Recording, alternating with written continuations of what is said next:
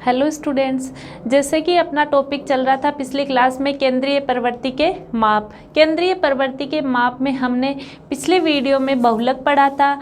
आज हमारा जो टॉपिक है वो क्या है, माध्यिका। माध्यिका जो होती है वो किसी भी श्रेणी को आरोही या अवरोही क्रम में व्यवस्थित करने के बाद ही निकाली जाती है। जैसे हमारे पास एक श्रेणी दी हुई है 2, 6, 1, 3, 5, ये श्रेणी दी हुई है। इस श्रेणी को सबसे पहले माध्यिका ज्ञात करने के लिए हमें एक व्यवस्थित क्रम में जमाना पड़ेगा, चाहे तो आरोही क्रम में यानी कि बढ़ते हुए क्रम में, चाहे अवरोही क्रम में यानी कि घटते हुए क्रम में। सबसे पहले इसको व्यवस्थित करना पड़ेगा। किसी समंग श्रेणी को आरोही या अवरोही क्रम में व्यवस्थित करने पर उस श्रेणी के मध्य में जो मूल्य आता है वही क्या कहलाता है, माध्यिका कहलाता है। जैसे अपनी श्रेणी दी हुई है 2, 6, 1, 3 और 5, तो इस श्रेणी को हम सबसे पहले आरोही क्रम में व्यवस्थित करेंगे। 1, 2, 3, 5 और 6, ये क्या किया है, व्यवस्थित किया है आरोही क्रम में यानी कि बढ़ते हुए क्रम में। अब व्यवस्थित करने के बाद उस श्रेणी के मध्य में जो मूल्य आता है, कहाँ, मध्य में जो मूल्य आता है उसे क्या कहेंगे, माध्यिका कहलाता है। अब इस श्रेणी के मध्य में 1, 2, 3, 4, 5 अपने को अंक दिए हुए हैं। इसके मध्य में जो आएगा वो तीसरा अंक आएगा, तो हमारे माध्यिका का जो मूल्य होगा वो m = क्या होगा, 3। तो किसी भी श्रेणी को आरोही या अवरोही क्रम में व्यवस्थित करने के बाद जो सबसे बीच का मूल्य होगा, जो मध्य का मूल्य होगा, वही क्या कहलाएगा, माध्यिका कहलाएगा।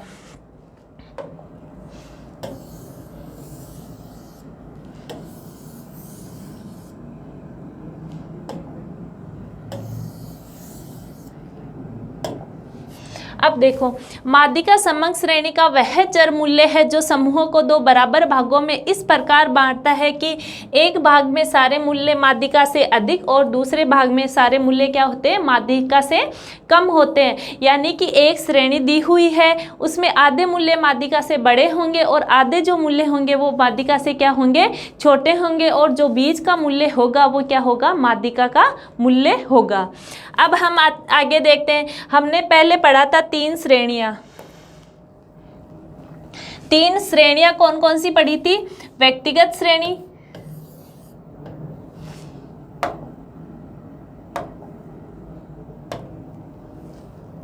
पहली जो श्रेणी पढ़ी थी व्यक्तिगत श्रेणी,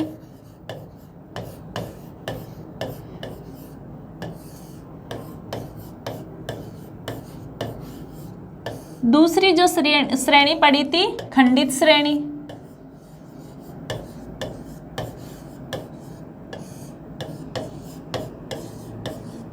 और तीसरी जो श्रेणी हमने पढ़ी थी वो पढ़ी थी सतत श्रेणी।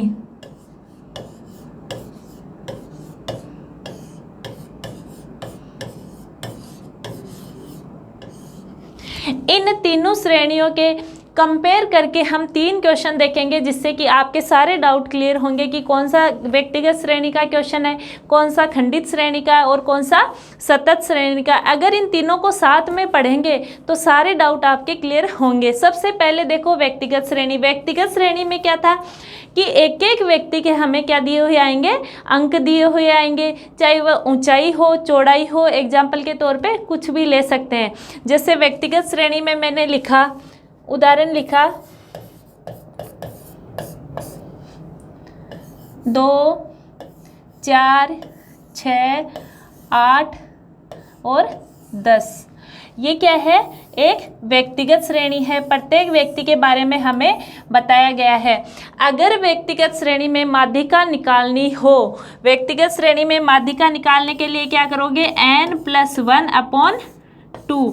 व्यक्तिगत श्रेणी में माध्यिका निकालने का फॉर्मूला क्या है, n+1/2। यानी कि अपने पास n कितना दिया हुआ है, 1, 2, 3, 4, 5, तो m = 5 + 1 6/2, यानी कि 3, यानी कि जो तीसरा मूल्य होगा वो क्या होगा, माध्यिका का मान होगा। तो यहाँ हमारा माध्यिका का जो मान आएगा वो कितना आएगा, 6।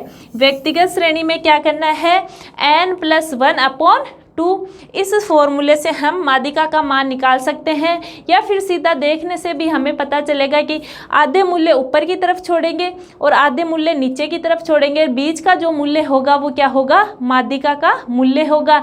लेकिन सबसे पहले ध्यान देने वाली जो बात है वो क्या है कि श्रेणी को आरोही या अवरोही क्रम में हमें व्यवस्थित करना होगा। अब देखो खंडित श्रेणी।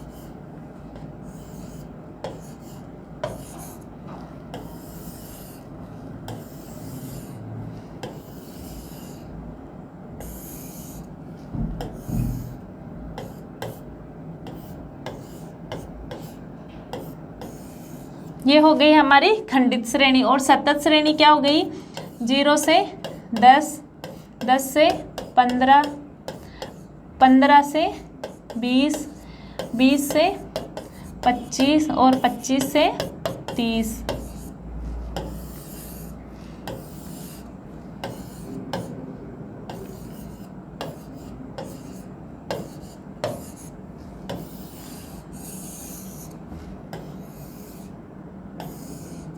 यानी कि व्यक्तिगत श्रेणी में केवल नंबर दिए हुए आएंगे, खंडित श्रेणी में नंबर दिए हुए आएंगे और उनकी फ्रीक्वेंसी दी हुई आएगी। यानी कि 10 नंबर 2 जनों के हैं, 20 नंबर 4 जनों के हैं, 30 नंबर 6 जनों के हैं, 40 नंबर 4 जनों के और 50 नंबर 2 जनों के हैं। और सतत श्रेणी में 0 से 10 के बीच नंबर 2 जनों के हैं, 10 से 15। तो ये हमें क्या करनी है, पहले श्रेणियाँ पहचाननी है। इन श्रेणियों को पहचानने के बाद हम माध्यिका का कौन सी श्रेणी में कैसे निकालते हैं वो देखते हैं।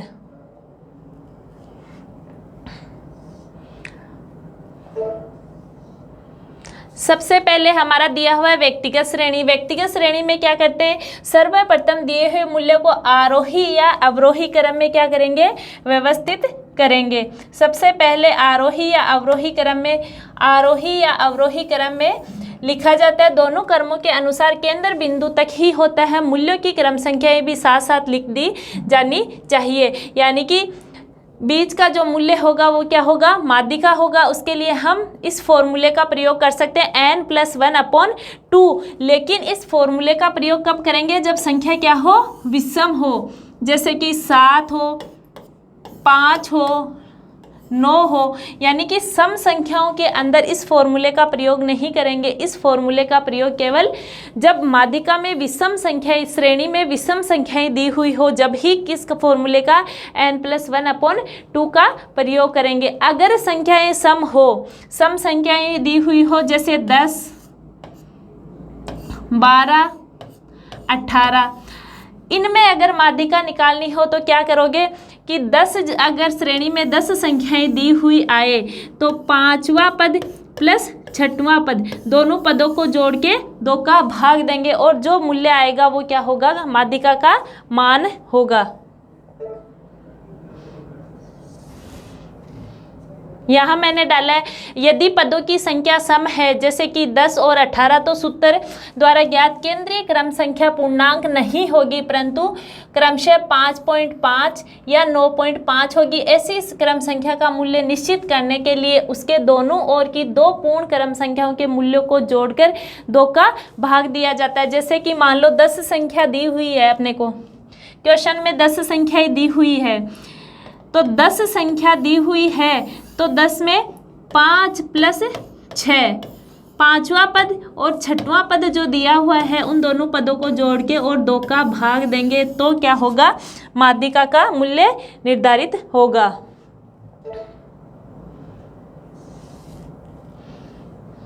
क्वेश्चन दिया हुआ है कि निम्न संख्याओं में माध्यिका का मूल्य ज्ञात कीजिए। संख्या है अपने पास क्या दी हुई है, 9 दी हुई है और ये पद मूल्य दिए हुए हैं। तो क्या फॉर्मूला था, n+1/2, n+1/2 वाले फॉर्मूले से निकल जाएगा। तो n तो अपने पास कितना दिया हुआ है, m = n+1/2। तो n दिया हुआ है 9 + 1 यानी 10 और 2 यानी कि पांचवा जो पद होगा वो क्या होगा, माध्यिका का मूल्य होगा। तो पांचवा जो पद है ये है और इसका जो पद मूल्य है वो क्या है, 25। तो m = माध्यिका का मूल्य क्या होगा, 25।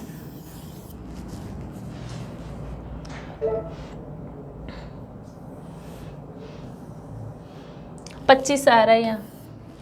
अब देखो खंडित या विच्छिन्न श्रेणी में, खंडित या विच्छिन्न श्रेणी में क्या दिया हुआ आएगा कि सबसे पहले संचयी आवर्ती ज्ञात कीजिए। माध्यिका खंडित श्रेणी दी हुई आएगी, उसमें अंक दिए हुए आएंगे और उनकी फ्रीक्वेंसी दी हुई आएगी। तो बारंबारता दी हुई आने पे हम देखेंगे कि इनकी संचयी बारंबारता कैसे। माध्यिका में, खंडित श्रेणी में माध्यिका ज्ञात करने के लिए सबसे पहले हमें क्या करनी होगी, संचयी बारंबारता निकालनी होगी। ये हमारा एक क्वेश्चन दिया हुआ है, पद आकार है 8, 10, 12, 14, 16 और 18 और इसकी जो आवर्ती दी हुई है, फ्रीक्वेंसी दी हुई है वो कितनी दी हुई है, 3, 7, 12, 28, 10, 9 और 6। अब देखो ये इतना ही क्वेश्चन दिया हुआ आएगा और इसमें कहेंगे आपको कि माध्यिका ज्ञात करो। कौन सी श्रेणी है, खंडित श्रेणी है। कैसे पता चला, क्योंकि पद आकार दिया हुआ है और फ्रीक्वेंसी दी हुई है। व्यक्तिगत श्रेणी में केवल पद आकार दिया हुआ आता है, कोई फ्रीक्वेंसी दी हुई नहीं आती। खंडित श्रेणी में पद आकार के साथ क्या दी हुई आएगी, फ्रीक्वेंसी दी हुई आएगी। और जो सतत श्रेणी है उसमें वर्ग, विस्तार और फ्रीक्वेंसी दी हुई आएगी। तो देखने से ही पता चल रहा है कि कौन सी श्रेणी का सवाल है, खंडित श्रेणी का। अब हम सबसे पहले माध्यिका ज्ञात करने के लिए क्या निकालेंगे, संचयी आवर्ती। जो बारंबारता दी हुई है उससे संचयी बारंबारता निकालेंगे। देखो कैसे, जो पहली इकाई की जो संचयी आवर्ती होगी, वो जो आवर्ती फ्रीक्वेंसी होगी वही क्या होगी, संचयी आवर्ती होगी।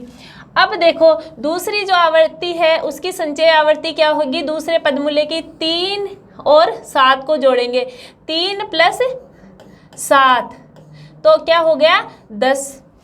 ठीक है, पहली की तो सेम आएगी, पहली जो फ्रीक्वेंसी है वो ही क्या आएगी, संचयी बारंबारता। लेकिन दूसरी में क्या होगा, पहली की तो संचयी आवर्ती और दूसरे पदमूल्य की क्या, आवर्ती।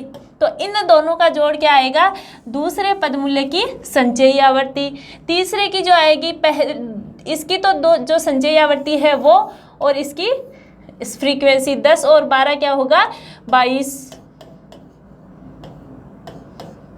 फिर 22 और 28 50,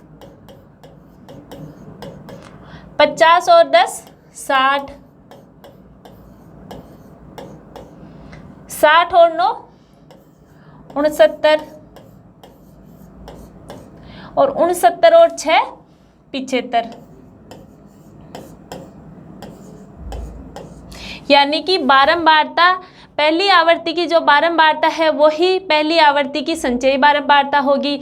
दूसरी आवर्ती की संचयी बारंबारता क्या होगी, पहली आवर्ती की तो संचयी बारंबारता और दूसरा जो पदमूल्य है उसकी बारंबारता, इन दोनों का जो जोड़ होगा वो दूसरी आवर्ती की संचयी बारंबारता होगी। फिर तीसरी आवर्ती की संचयी बारंबारता कैसे निकालेंगे, दूसरी आवर्ती की तो संचयी बारंबारता प्लस तीसरी आवर्ती की फ्रीक्वेंसी जो है वो क्या होगी, तीसरी आवर्ती की संचयी बारंबारता। यानी कि इसको और इसको जोड़ना है तो ये क्या निकल जाएगी, अपनी संचयी बारंबारता। अब हम देखेंगे कि खंडित श्रेणी में माध्यिका कैसे निकालेंगे। सबसे पहले खंडित श्रेणी में हमें क्या करना है, अगर संख्याएं विषम है, विषम 1 2 3 4 5 6 और 7 संख्या अपने पास क्या दी हुई है, विषम दी हुई है। विषम दी हुई है तो सबसे पहले माध्यिका निकालने के लिए n+1/2 व आइटम, यानी n दिया हुआ है अपने पास, फ्रीक्वेंसी का जो जोड़ होगा यहाँ वो क्या होगा, n होगा। तो n दिया हुआ 75 और इसमें जोड़ेंगे 1 तो 76/2 यानी कि 38वां जो पद है। अब ये 38वां जो आइटम है वो हम कहाँ से लाएंगे? 38वां जो आइटम n+1/2 इक्वल टू अपने क्या आया है 38वां आइटम। अब ये 38वां आइटम हम संचयी बारंबारता में देखेंगे कि 38वां जो आइटम आएगा वो यहाँ आएगा। 38 जो है वो 22 से तो बड़ा है और 60 से छोटा है, तो 50 में जो है 50 की जो संचयी आवर्ती है उसमें क्या आएगी 38वां आइटम आएगा।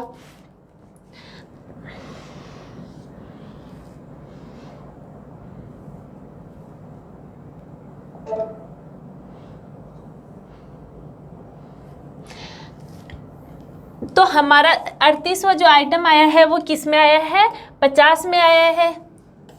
संचयी आवर्ती में देखेंगे कि 38वां आइटम का है 50 में आया है, तो इसका जो पद आकार है वो कितना है 14। तो जो खंडित श्रेणी है उसमें माध्यिका का जो मूल्य अपने आया है वो 15 आया है। एक बार दोबारा बताती हूँ कि हमें खंडित श्रेणी में माध्यिका पूछी है। खंडित श्रेणी में माध्यिका के लिए पद आकार दिया हुआ आएगा और फ्रीक्वेंसी दी हुई आएगी।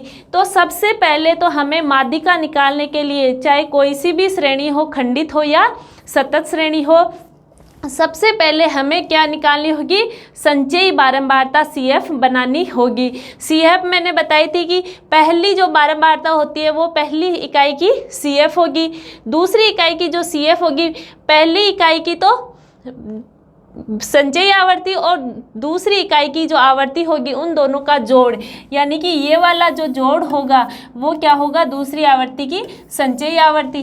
ठीक है, फिर खंडित श्रेणी में संख्याएं अपने पास क्या है विषम है 1 2 3 4 5 6 और 7। विषम अगर संख्याएं दी हुई आए तो हमें फॉर्मूला क्या लगाना है n+1/2। n का मान क्या होगा फ्रीक्वेंसी का जो जोड़ होगा वो क्या आएगा n का मान आएगा। तो n का मान हमारे यहाँ क्या आ रहा है 75 आ रहा है। 75 + 1 यानी कि 76/2 यानी कि 38वें पद में अपनी क्या आएगी माध्यिका आएगी। अब जो 38 है हम कहाँ देखेंगे संचयी आवर्ती में देखेंगे। संचयी आवर्ती में जो 50 का पद मूल्य है उसमें 38 आएगा, क्योंकि 38 22 से तो क्या है छोटा है और 60 से क्या है 22 से तो क्या है बड़ा है और 60 से क्या है छोटा है। तो 50 के अंदर क्या आएगी संचयी बारंबार आवर्ती में 38वां आइटम 50 में आएगा। अब इस 50 का जो पद मूल्य है वो देखेंगे तो वही क्या आएगा माध्यिका का मूल्य, यानी कि m = 15 अपना क्या हो गया माध्यिका का मूल्य।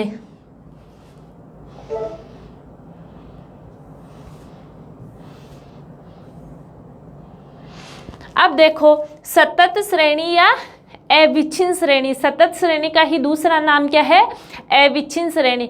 अविच्छिन्न श्रेणी या सतत श्रेणी में क्या होगा सबसे पहले माध्यिका निकालने के लिए सबसे पहले चाहे खंडित श्रेणी हो चाहे सतत श्रेणी हो क्या निकालनी होगी संचयी आवर्ती हमें सबसे पहले निकालनी होगी और निम्न सूत्र द्वारा केंद्रीय पद ज्ञात किया जाएगा। केंद्रीय पद का मतलब कि कौन से पद में माध्यिका का मूल्य होगा। तो n/2 व्यक्तिगत श्रेणी और खंडित श्रेणी में हम केंद्रीय पद कैसे निकाल लेते हैं n+1/2 और सतत श्रेणी में कैसे निकाला है n/2 वह आइटम। माध्यिका की संख्या जिस संचयी आवर्ती में सबसे पहली बार जाती है उससे संबंधित वर्ग माध्यिका वर्गांतर कहलाता है।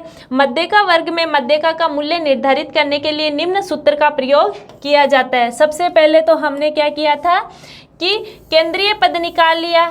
केंद्रीय पद कैसे निकाला n जितनी भी संख्याएं हमें दी हुई है उसमें 2 का भाग दे देंगे तो क्या निकल जाएगा केंद्रीय पद। उसके बाद संचयी बारंबारता बनाएंगे और संचयी बारंबारता में देखेंगे कि जो केंद्रीय पद का मूल्य है वो कौन सी संचयी बारंबारता में आएगा और उस संचयी बारंबारता के सामने वाला जो वर्ग होगा उसी में क्या आएगा माध्यिका का मूल्य आएगा। लेकिन उसके लिए ये वाला फॉर्मूला काम में लेंगे। जैसे बहुलक में भी सतत श्रेणी में फॉर्मूला काम में लिया था वैसे ही माध्यिका में भी सतत श्रेणी में इस फॉर्मूले का यूज करेंगे। फॉर्मूला है m = L1 + n/2 - C/F × I। जैसे बहुलक में L1 क्या था लोअर लिमिट। वैसे ही माध्यिका में L1 क्या है, लोअर लिमिट।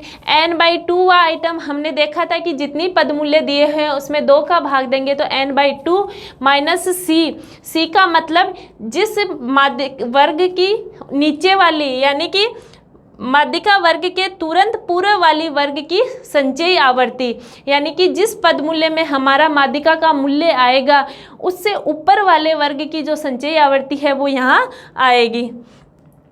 I का मतलब है वर्ग अंतराल और F का मतलब है जिस वर्ग अंतराल में माध्यिका का मूल्य आएगा उसकी फ्रीक्वेंसी। संचयी बारंबारता तो जिस वर्ग में माध्यिका का मूल्य आएगा उससे ऊपर वाले वर्ग की संचयी बारंबारता। C तो ऊपर वाले वर्ग की संचयी बारंबारता आएगी, लेकिन F क्या आएगी, जिस माध्यिका वर्ग में माध्यिका का मूल्य आएगा उसकी फ्रीक्वेंसी या बारंबारता। अब सतत श्रेणी का एक सवाल करवा देती हूं मैं।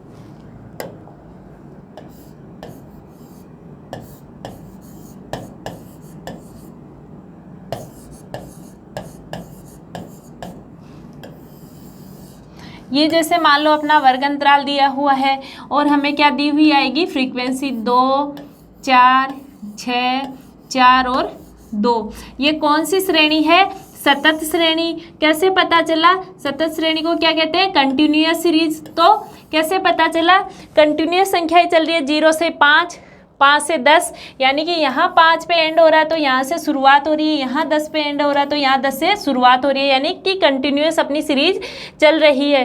तो ये कौन सी श्रेणी है, सतत श्रेणी। अब सबसे पहले माध्यिका ज्ञात करने के लिए हमें क्या करना पड़ेगा, CF यानी कि संचयी बारंबारता बनानी पड़ेगी।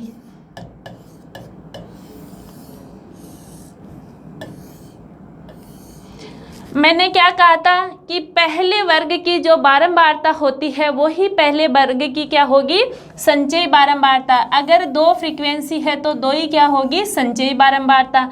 फिर क्या करना है, 2 + 4 यानी कि 6, 6 + 6 यानी कि 12, 12 और 4 16, 16 और 2 18। ये क्या हो गई अपनी संचयी बारंबारता। संचयी बारंबारता ज्ञात करने के बाद हमें क्या करना था, फॉर्मूला क्या था हमारा, सबसे पहले तो हमें ज्ञात करना है अगर पदों की संख्या क्या हो, विषम हो तो n + n/2। सतत श्रेणी है इसलिए क्या करना है, n/2, 5/2 यानी कि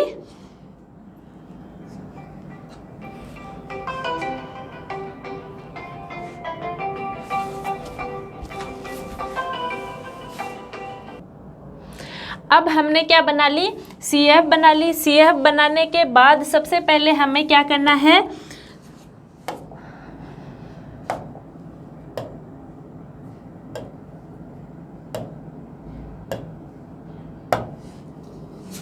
सबसे पहले CF बनाने के बाद हमें क्या करना है, n/2, n/2। n का मतलब यहाँ क्या है, सतत श्रेणी में जब n निकालते हैं तो उसका मतलब क्या है, फ्रीक्वेंसी का जोड़। तो 2 और 4 6, 6 6 12, 12 और 4 16 और 2 18। n का मान कितना आ रहा है, 18 बट्टे क्या करना है 2 यानी कि 9। 9वां आइटम क्या होगा, माध्यिका का मूल्य। तो अब हम 9वां आइटम आ गया तो सबसे पहले CF में देखेंगे कि 9 कहाँ आएंगे। तो 6 से तो 9 क्या है, बड़ा है, और 16 से 9 क्या है, छोटा है। तो 12 जो है उसमें क्या आएगा, 9 का अंक आएगा। अब जो 12 है यानी कि संचयी बारंबारता जो 12 है उसके सामने वाले वर्ग विस्तार में हमें क्या देखना है, माध्यिका। माध्यिका का जो मूल्य है वो हमारा 10 से 15 के बीच ही आएगा, क्योंकि संचयी बारंबारता से हमें पता चल रहा है कि हमारा जो वर्ग विस्तार है वो 10 से 15 है, और इसी के बीच जो माध्यिका का मूल्य आएगा कौन सी श्रेणी में, सतत श्रेणी में। सतत श्रेणी को निकालने के लिए हमने एक फॉर्मूला देखा था, m = L1 + ये वाला फॉर्मूला n/2 माइनस C/F/I। तो यहाँ जो L है वो तो क्या है, हमारी लोअर लिमिट यानी कि 10। तो L की जगह तो मैं क्या लिख दूंगी 10 प्लस n/2 का मान हमें दिया हुआ है कितना 9। अब क्या है, C की जगह क्या लिखोगे 12 नहीं, C की जगह क्या लिखोगे, जो वर्ग विस्तार है उससे ऊपर वाले वर्ग की जो संचयी आवर्ती होगी वो क्या होगी, C का मान होगा। यानी कि 12 में हमारी संचयी आवर्ती है तो ऊपर वाले वर्ग की जो संचयी आवर्ती होगी वो क्या होगी, C की जगह आएगी। तो 6 और फ्रीक्वेंसी, जिस वर्ग विस्तार में माध्यिका का मूल्य आएगा उसके सामने वाला जो अंक है वो क्या होगा, फ्रीक्वेंसी, और वर्ग अंतराल आएगा। दोनों को जोड़ के 2 का भाग दोगे तो वर्ग अंतराल कितने का आ रहा है, 5 का।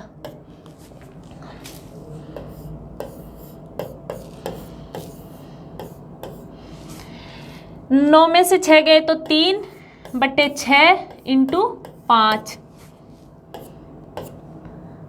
2 m = 10 प्लस 2.5। तो हमारा माध्यिका का जो मूल्य आ गया वो क्या आ गया, 12.5। ये वाले जो सवाल है वो केवल समझाने के हिसाब से है, बाकी इनमें से क्वेश्चन नहीं आएगा तो कोई छोटा क्वेश्चन पूछा जाएगा। व्यक्तिगत श्रेणी का पूछ सकते हैं, खंडित श्रेणी का पूछ सकते हैं, सतत श्रेणी का जो क्वेश्चन पूछने के चांस है वो सबसे कम है। सबसे ज़्यादा जो ध्यान देना है वो हमें विशेषताओं पे, दोषों पे, इन पे सबसे ज़्यादा ध्यान देना है। या जो वर्ग विस्तार है वो किसे कहेंगे, जो C है उसकी जगह क्या आएगा, I की जगह क्या आएगा, n/2 का मूल्य पूछ सकते हैं। लेकिन इतना बड़ा सवाल पूछने के चांस क्या है, सबसे कम है। इसलिए इसके गुणों और उसकी विशेषताओं और उसके दोषों पे ध्यान देने की हमें सबसे ज़्यादा ज़रूरत है।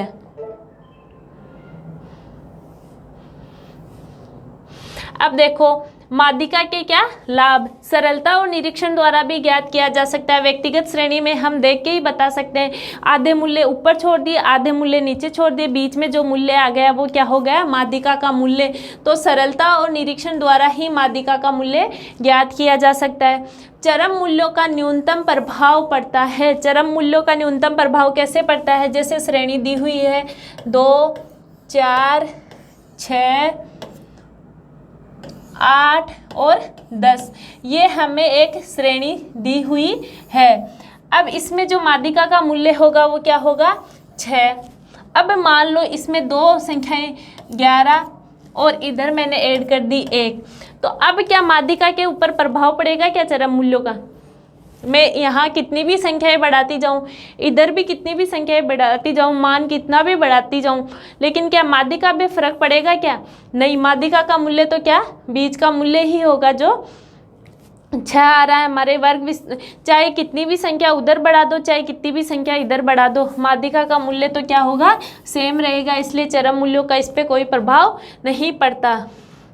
बिंदु रेखीय निरूपण द्वारा भी ज्ञात किया जा सकता है। माध्यिका को ज्ञात करने के लिए बिंदु रेखीय चित्र, औजाई चित्र का जो हम प्रयोग करते हैं, औजाई चित्र का प्रयोग यानी कि से कम और से अधिक की श्रेणियों में, से कम और से अधिक की श्रेणियों में ऐसा एक डायग्राम होता है। ये दोनों जो से कम और से अधिक की श्रेणियां होती है, दोनों एक दूसरे को जिस बिंदु पे काटती है वहाँ पे क्या होगा, माध्यिका का निर्धारण होगा। इसलिए बिंदु रेखीय निरूपण द्वारा भी माध्यिका को ज्ञात किया जा सकता है। निश्चितता व स्पष्टता है। बहुलक में तो क्या था, एक बहुलक भी आ सकता है, 2 बहुलक भी आ सकते हैं, 3 बहुलक भी आ सकते हैं, लेकिन माध्यिका का मूल्य तो क्या आएगा, एक ही आएगा। इसलिए माध्यिका में क्या होती है, निश्चितता और स्पष्टता होती है। गुणात्मक तथ्यों में उपयुक्त, जिनका प्रत्यक्ष रूप से माप संभव न हो उनके लिए उपयुक्त, जैसे बुद्धिमत्ता हुई, ईमानदारी को माप सकते हैं क्या कि ये व्यक्ति इतना ईमानदार है, 10 के बराबर ईमानदार है, 20 के बराबर ये सुंदर है, 30 के बराबर इसमें बुद्धि है। माप सकते हैं क्या? नहीं। यानी कि जब गुणों को जब बताया जाता है तो वहाँ किसका प्रयोग किया जाता है? माध्यिका का प्रयोग। ये वाला जो सवाल है वो सबसे ज़्यादा पूछा जाता है कि गुणात्मक तथ्यों के लिए किस केंद्रीय प्रवृत्ति के कौन से माप का प्रयोग किया जाता है, तो हमें क्या बताना है? माध्यिका का प्रयोग किया जाता है।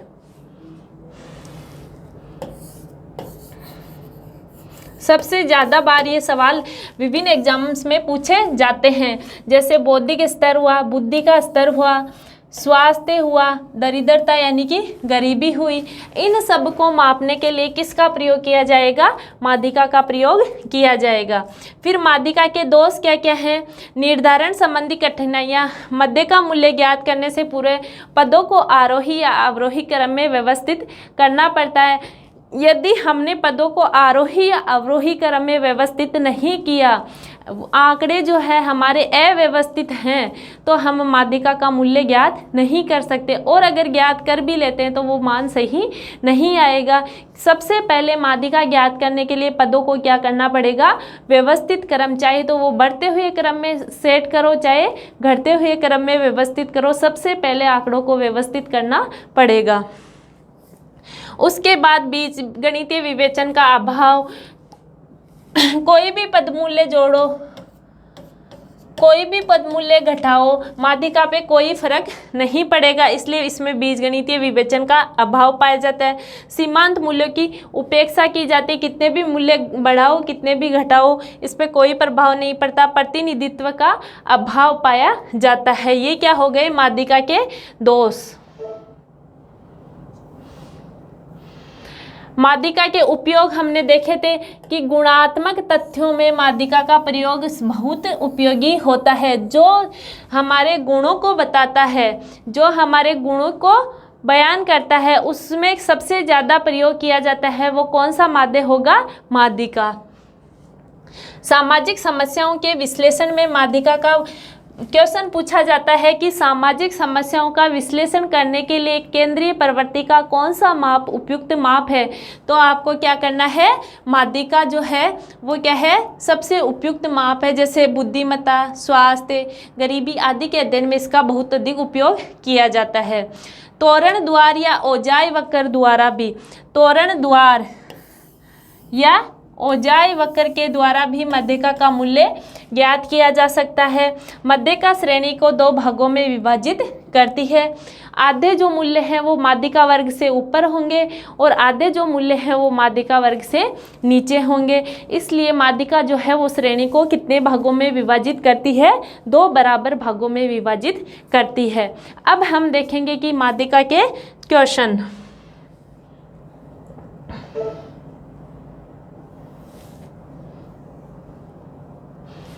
आप इन चीज़ों को बुक में डिटेल से पढ़ें। इनके अलावा जो सवाल है वो हमारा बनता ही नहीं है। जितना पॉसिबल है मैंने सारा कंटेंट डालने की कोशिश की है।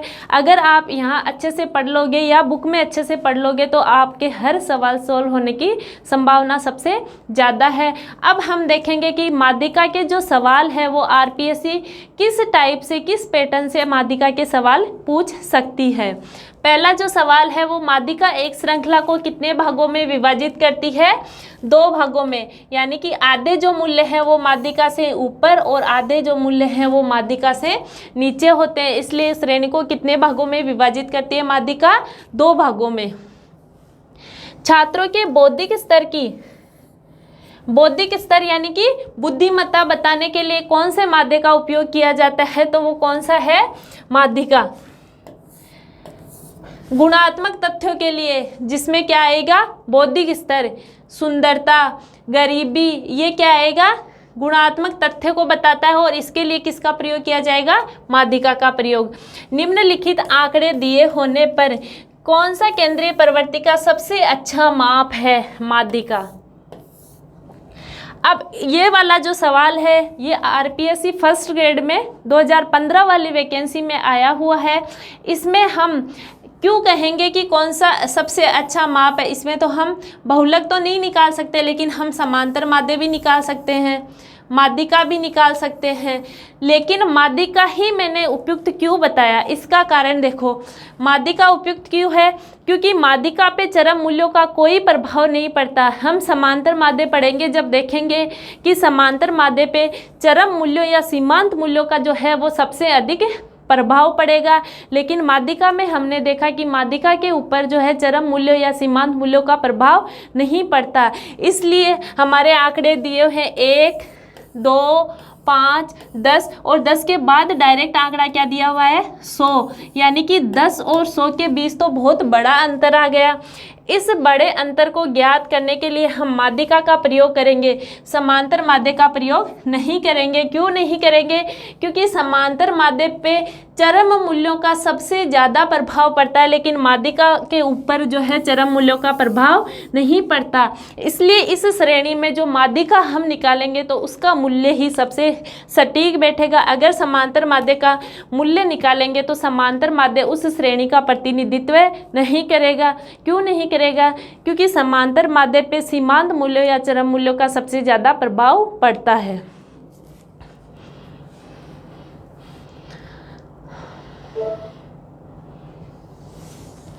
दो त्वरणों के कटान बिंदु पे किसका निर्धारण होता है, माध्यिका का निर्धारण होगा।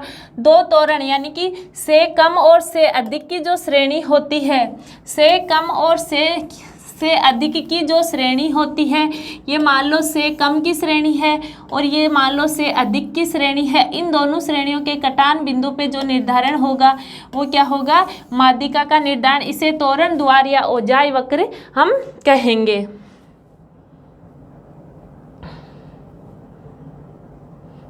अब अगला क्वेश्चन क्या है कि अर्थशास्त्र परीक्षा में 9 विद्यार्थियों के निम्न अंक प्राप्त है, ये अंक हमें दिए हुए हैं। तो सबसे पहले क्या करोगे कि श्रेणी को, माध्यिका पूछा है तो सबसे पहले हम देखेंगे कि श्रेणी व्यवस्थित है या नहीं। अगर श्रेणी व्यवस्थित नहीं है, आरोही या अवरोही क्रम में नहीं है, तो सबसे पहले हम क्या करेंगे, श्रेणी को आरोही या अवरोही क्रम में बदलेंगे, व्यवस्थित करेंगे। तो हमारे जो सवाल दिया हुआ है 47, 35, 37, 32, 36, 39, 35, 34 और 38, क्या ये श्रेणी व्यवस्थित है? नहीं, क्योंकि कहीं बड़ा दिया हुआ है, कहीं छोटा, फिर बड़ा, फिर छोटा, ऐसे संख्याएं दी हुई है। तो सबसे पहले हम श्रेणी को क्या करेंगे, व्यवस्थित करेंगे और फिर माध्यिका का मूल्य ज्ञात करेंगे। तो सबसे जो छोटी संख्या है वो हमारी क्या है, 32।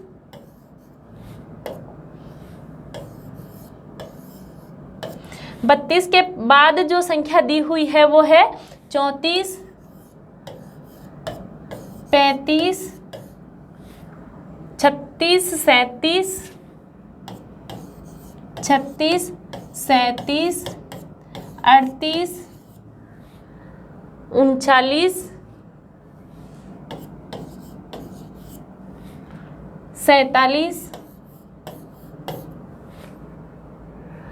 1, 2, 3, 4, 5, 6, 7, 8, 32, 34, 35, 36, 38, 39, 1, 2, 3, 4, 5, 6, 7, 8, 1, 2, 3, 4, 5, 6, 7, 8, 9, 32, 34, 35, 35, 35 दो बार दिया हुआ है। ये हमारी क्या हो गई, आरोही क्रम में श्रेणी व्यवस्थित हो गई। 1, 2, 3, 4, 5, 6, 7, 8 और 9 हमें श्रेणी में संख्याएं दी हुई है। अब हमने क्या किया था, अगर श्रेणी में संख्या क्या हो, विषम हो, 9 क्या है हमारा विषम संख्या है, तो कौन सा फॉर्मूला, n+1/2, n कितना दिया हुआ है 9 और 1 1 2, यानी कि 10/2, यानी कि 5वां जो आइटम है वो क्या होगा, माध्यिका का मूल्य 1, 2, 3, 4 और 5, यानी कि m = हमारा क्या आ जाएगा 36। ये क्वेश्चन भी आरपीएससी द्वारा पूछा गया है। तो हमारा जो आंसर होगा वो क्या हो जाएगा 36। कुछ नहीं करना है आपको, केवल क्या देखना है कि श्रेणी माध्यिका का मूल्य अगर पूछा है तो श्रेणी व्यवस्थित है या नहीं है। अगर व्यवस्थित है तो बीच का जो मूल्य होगा वो हमारा क्या आ जाएगा माध्यिका का मूल्य। अगर व्यवस्थित नहीं है तो सबसे पहले क्या करोगे, श्रेणी को व्यवस्थित आरोही या अवरोही क्रम में करोगे।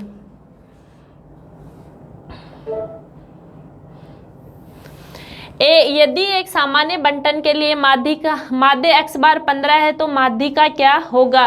जो सामान्य बंटन होती है, सामान्य जो बंटन होती है उसमें z is equal to m is equal to x bar, सामान्य बंटन में बहुलक माध्य का और समांतर माध्य जो होते हैं वो क्या होंगे, बराबर होंगे। तो इसमें हमारा जो x बार दिया हुआ है वो 15 दिया हुआ है, तो हमारा जो माध्यिका का मान भी क्या आएगा 15 और बहुलक का मान भी क्या आएगा 15। किसी वितरण के उस मूल्य को क्या कहा जाता है जिसके चारों तरफ श्रेणी की इकाइयां अधिक से अधिक केंद्रित होती है। माध्यिका जो बीज का मूल्य निकालेंगे हम, माध्यिका में क्या होगा बीज का मूल्य होगा, और चारों तरफ की जो आवृत्ति हमें दी हुई है या चारों तरफ की जो श्रेणी हमें दी हुई है वो क्या होगा, इस माध्यिका मूल्य के चारों तरफ का प्रतिनिधित्व करेगा। ये हमारा क्या होगा, जो माध्यिका जो निकलेगा वो केंद्रीय मूल्य होगा, और इसके चारों तरफ श्रेणी के जो मूल्य होंगे वो क्या होंगे, इसका प्रतिनिधित्व ये करेगा। गुणात्मक समंकों के विवेचन में सर्वोत्तम माध्य है। गुणात्मक समंकों के लिए माध्यिका सबसे ज़्यादा काम में लिया जाता है। जैसे मान लो बुद्धिमत्ता हुई, सुंदरता हुई, गरीबी हुई, ये क्या है हमारे गुणों को बताते हैं, इसलिए सबसे ज़्यादा उपयोग किसमें किया जाता है, माध्यिका में।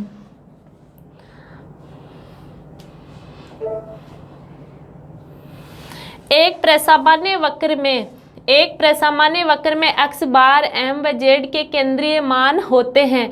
प्रसामान्य वक्र यानी कि सममित बंटन या सामान्य बंटन का जो वक्र होता है, यानी कि जिस अनुपात में आवर्तियां बढ़ती है और अधिकतम आवर्ती केंद्र में जाकर उसी अनुपात में आवर्तियां वापस घटती है, तो वो कौन सी बंटन होगी, सममित बंटन, सामान्य बंटन या प्रसामान्य बंटन। तो इस बंटन में जो है वो z is equal to m is equal to x bar, यानी कि इन तीनों का मूल्य जो होगा वो क्या होगा, बराबर होगा, इसलिए अपना ऑप्शन नंबर 1 सही होगा। खुले सिरे वाले वर्गांतरों में सर्वाधिक उपयुक्त केंद्रीय प्रवृत्ति का माप क्या होगा। खुले सिरे यानी जैसे मान लो हमें संख्याएं दी हुई है 5 से अधिक, फिर 10 से अधिक, यानी कि 5 से अधिक तो बता दी, लेकिन 5 से पहले क्या है वो हमें नहीं पता, अधिकतम कितनी आवर्ती है वो हमें नहीं पता, यानी कि हमारी जो श्रेणी है वो क्या है, खुले सिरे वाली, यानी कि एक आवर्ती 5 तो बता दिया, लेकिन 5 के बाद कितने तक हमारी श्रेणी जाएगी वो हमें पता नहीं है। तो उसके लिए जो काम में लिया जाता है वो माध्यिका का प्रयोग किया जाता है। अब 3, 1, 5, 2, 6, 8 और 4 चर मूल्यों की माध्यिका क्या होगी। क्वेश्चन में सबसे पहले हमें क्या करना है, सीरीज को व्यवस्थित करना है। सीरीज या आरोही या अवरोही क्रम में इसको व्यवस्थित करना है। जैसे मान लो 1, 2, 3, 4, 5, 6, 8, 1, 2, 3, 4, 5, 6 और 7, यानी कि n का जो मूल्य हमें दिया हुआ है वो कितना दिया हुआ है, 7 दिया हुआ है, यानी कि विषम श्रेणी है। विषम जो श्रेणी थी वो अव्यवस्थित थी, जिसको सबसे पहले हमने क्या किया है, व्यवस्थित किया है। व्यवस्थित करने के बाद अगर संख्याएं विषम हो तो कौन सा फॉर्मूला लगाना है, m is equal to n plus 1/2 item. तो हमारे पास n कितना है, 7 प्लस 1 8 और 2 यानी कि 4। चौथा जो पद होगा वही क्या होगा, माध्यिका का मूल्य। चौथा जो पद है वो है 4, तो माध्यिका का जो मान आएगा हमारे पास वो क्या आएगा, 4। ऑप्शन नंबर 3 हमारा सही होगा। नेक्स्ट क्वेश्चन है, केंद्रीय प्रवृत्ति के मापों को कौन सा औसत कहा जाता है? तो केंद्रीय प्रवृत्ति के जो माप हम पढ़ रहे हैं, माध्यिका, बहुलक और समांतर माध्य, इनको क्या कहेंगे? प्रथम श्रेणी के औसत इनको कहा जाता है। एक वितरण को सममित कहा जाता है जब आवृत्ति बढ़ती है तथा गिरती है। मैंने क्या कहा था? जो सममित बंटन, प्रसामान्य बंटन या जो सामान्य बंटन, सिमेट्रिकल जो सीरीज होती है, उसमें क्या होता है? आवृत्ति जिस अनुपात में बढ़ती है, अधिकतम आवृत्ति आती है और फिर उसी अनुपात में यानी कि समान अनुपात में आवृत्तियां वापस गिरना स्टार्ट होती है। तो वो कौन सी श्रेणी होगी? सममित श्रेणी। तो इसमें आवृत्तियां क्या होगी? समान रूप से ही तो बढ़ती है और समान रूप से ही क्या होगी? गिरेगी।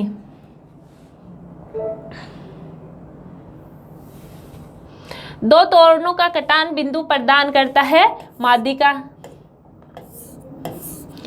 एक श्रेणी की माध्यिका 10 है। यदि दो अतिरिक्त समंक 5 और 20 इस श्रेणी की ओर जोड़ दिए गए तो नई श्रेणी की माध्यिका क्या होगी? मैंने क्या कहा था? विशेषताओं में हमने पढ़ा था कि चरम मूल्यों या सीमांत मूल्यों का माध्यिका के ऊपर कोई प्रभाव नहीं पड़ता। जैसे मान लो हमारी एक श्रेणी दी हुई थी, इसमें जो माध्यिका का मूल्य 10 है और इसमें 5 व 20, इधर तो मैंने 5 लिख दिया और इधर 20 लिख दिया, तो जो बीच का मूल्य क्या होगा? वो 10 ही होगा। यानी कि कितनी भी संख्याएं जोड़ दो, चाहे कितनी भी संख्याएं घटा दो, हमारी माध्यिका के ऊपर कोई प्रभाव नहीं पड़ेगा। तो अतिरिक्त समंक इस श्रेणी में और जोड़ दिए गए तो नई श्रेणी का माध्यिका क्या होगा? पहले वाला 10 का 10 ही रहेगा। ऑप्शन नंबर 4 इसमें सही होगा। किसी समंक श्रेणी को आरोही या अवरोही क्रम में व्यवस्थित करने पर उस श्रेणी के मध्य में जो मूल्य आता है वो कहलाता है माध्यिका। बहुलक ज्ञात करते समय हमें श्रेणी को आरोही या अवरोही क्रम में व्यवस्थित नहीं करना पड़ता। समांतर माध्य ज्ञात करते समय भी हमें श्रेणी को आरोही या अवरोही क्रम में व्यवस्थित नहीं करना पड़ता। केवल और केवल माध्यिका ज्ञात करते समय हमें श्रेणी को आरोही अवरोही क्रम में व्यवस्थित करना पड़ेगा। सबसे पहले आपको सीरीज दी हुई आए तो सबसे पहले यही देखना है कि इसमें अगर माध्यिका पूछा गया है तो सबसे पहले सीरीज को क्या करना है? आपको व्यवस्थित करना है, या तो आरोही क्रम में या अवरोही क्रम में।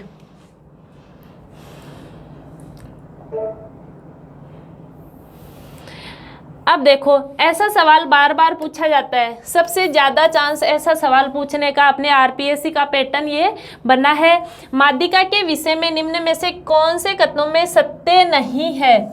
क्या माध्यिका की विशेषताएं हमें दी हुई है और इन विशेषताओं में कौन सी विशेषता जो है वो माध्यिका की नहीं है? क्या पूछा है? नहीं है। माध्यिका पर चरम मूल्यों का प्रभाव पड़ता है? नहीं। हमने पीछे देखा है कि माध्यिका के ऊपर चरम मूल्यों का प्रभाव नहीं पड़ता। रेखा चित्र बनाकर माध्यिका का मूल्य निर्धारित नहीं किया जा सकता? क्या किया जा सकता है? कौन सा रेखा चित्र? औजाई रेखा चित्र बना के माध्यिका का मूल्य क्या किया जा सकता है? निर्धारित किया जा सकता है। तो ये कथन भी क्या हो गया? हमारा गलत हो गया। माध्यिका में बीजगणितीय गुण पाए जाते हैं? नहीं, माध्यिका में बीजगणितीय गुण नहीं पाए जाते, यानी कि तीनों ही जो विशेषताएं हैं वो माध्यिका की नहीं है। माध्यिका के ऊपर चरम मूल्यों का प्रभाव पड़ता है? कोई चरम मूल्यों का प्रभाव नहीं पड़ता। कितने ही चर अपन जोड़ सकते हैं और कितने ही घटा सकते हैं, माध्यिका का मूल्य वो का वो ही रहेगा। रेखा चित्र बनाकर माध्यिका का मूल्य निर्धारित नहीं किया जा सकता, ये कथन गलत है, क्योंकि औजाई वक्र के द्वारा या तोरण द्वार के द्वारा हम माध्यिका का मूल्य निर्धारित कर सकते हैं। और तीसरी जो विशेषता है कि माध्यिका में बीजगणितीय गुण पाए जाते हैं, तो माध्यिका में बीजगणितीय गुण नहीं पाए जाते। तो तीनों ही कथन हमारे क्या है? गलत है। तो उपरोक्त सभी। माध्यिका माध्य व बहुलक में आपस में क्या संबंध है? क्या संबंध था? फॉर्मूला हमने देखा था, z = 3m - 2x बार। ये वाला जो था हमारा मेन फॉर्मूला था। इसी फॉर्मूले से ये ऑप्शन हमारे बनाए गए हैं, वो नहीं आके ये वाले ऑप्शन भी हमारे आ सकते हैं। अब हम देखेंगे कि इनमें से कौन सा जो फॉर्मूला है वो इन तीनों का संबंध सही बताता है। पहला देखो, m = 1/3 2x bar plus Z. तो एम को हमने क्या निकाल लिया, बाहर निकाल लिया। इधर हमारे क्या बचा 3, तो ये 1/3। ये वाला जो जेड है ये प्लस का है तो इधर आके क्या होगा, ये जो 2x बार है ये इधर माइनस का है तो इधर आके क्या होगा, प्लस का होगा। तो जेड प्लस 2x बार। तो ये वाला हमारा हो गया m equal to 1/3 2x bar plus Z. पहला ही ऑप्शन हमारा सही हो गया। ये ऑप्शन हमारा सही नहीं होगा, क्यों नहीं होगा, इतना तो बिल्कुल सही है, लेकिन 2 तो x बार के साथ है ना कि z के साथ। ये जो 2 है वो 2x बार के साथ गुणा में है तो इधर आएगा तो ये x बार के साथ ही रहेगा ना कि z के साथ आएगा। इसमें भी यहाँ तक बिल्कुल सही है, लेकिन x बार प्लस जेड, यहाँ अगर 2 आता तब ये वाला फॉर्मूला सही होता।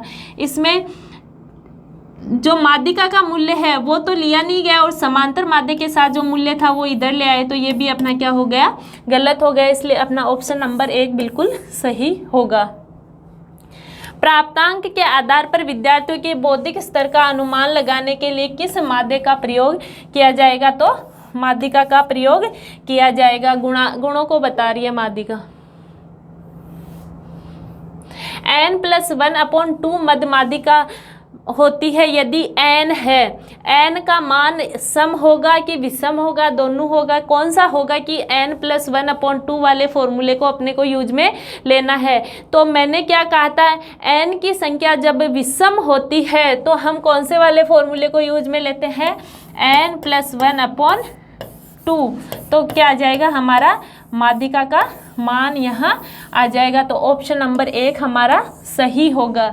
इस तरह मैंने टॉपिक वाइज अपनी बुक में जो है वो क्वेश्चन पहले एक्सप्लेनेशन दिया है, फिर क्वेश्चन डाले हैं और फिर टॉपिक वाइज ही मैंने क्या डाले हैं, 10 मॉडल पेपर डाले हैं। जो मॉडल पेपर हैं वो आपके लिए बहुत ही यूजफुल है क्योंकि वो आरपीएससी की परीक्षा प्रणाली पे आधारित है। आज के लिए बस इतना ही, धन्यवाद।